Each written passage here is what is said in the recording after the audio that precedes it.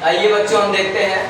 अभी हमने पढ़ा है करीब 2 और करीब 3 का। करीब 3 को भी सिद्ध कर लिए हैं एक अपरिमेय संख्या, करीब 2 को भी हम पिछले सवाल में कर चुके हैं।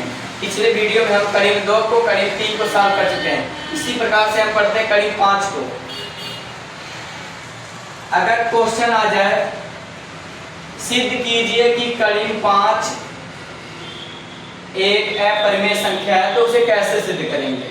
सबसे पहले माना करीब 5 एक परिमेय संख्या। पहले परिमेय संख्या मानेंगे। अगर परिमेय संख्या इसको मानते हैं तो करीब 5 बराबर हो जाएगा p बटे q। और जहाँ p और q क्या है, एक पूर्णांक है। q का मान 0 नहीं होना चाहिए और p और q का कोई उभयनिष्ठ गुणनखंड भी नहीं होना चाहिए एक के अलावा। p और q एक से अभाज्य संख्या है जिनका मैसा सदैव एक होता है। ये भी हम जानते हैं किसके लिए है, परिमेय संख्या के लिए। हम करीब 5 को सिद्ध कर रहे हैं, इसलिए यहाँ क्या मानेंगे, करीब 5 बराबर p बटे q मानेंगे। अब दोनों पक्षों का वर्ग करेंगे। दोनों पक्षों का जब वर्ग करेंगे तो यहाँ हो जाएगा करीब 5 का स्क्वायर, यहाँ p बटे q का होल स्क्वायर, इन्हीं दोनों का स्क्वायर कर रहे हैं।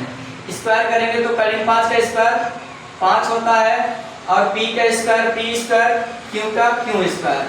पीरियड पूरा करेंगे तो यहाँ हो जाएगा 5q स्क्वायर। इससे हमको समझ में आया p स्क्वायर का एक गुणनखंड 5 है, तो p स्क्वायर का एक गुणनखंड कितना है, 5 है। अगर 5 है p स्क्वायर का एक गुणनखंड, तो p का भी एक गुणनखंड कितना होगा, 5 ही होगा। तो अगली लाइन में अतः इसको समीकरण नंबर 1 हम मान लेंगे।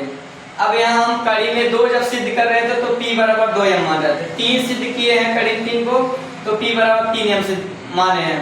यहाँ करीब 5 हम लिए हैं, इसलिए हम कितना मानेंगे, p बराबर 5 हम मानेंगे।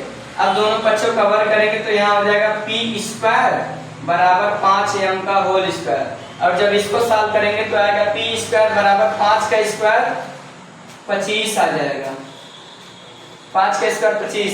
अब समीकरण नंबर 1 में इसका मान p स्क्वायर का मान हम यहाँ रख देंगे। p स्क्वायर का मान जब रखेंगे तो यहाँ हो जाएगा 5q स्क्वायर, यहाँ आएगा 5q स्क्वायर बराबर p स्क्वायर।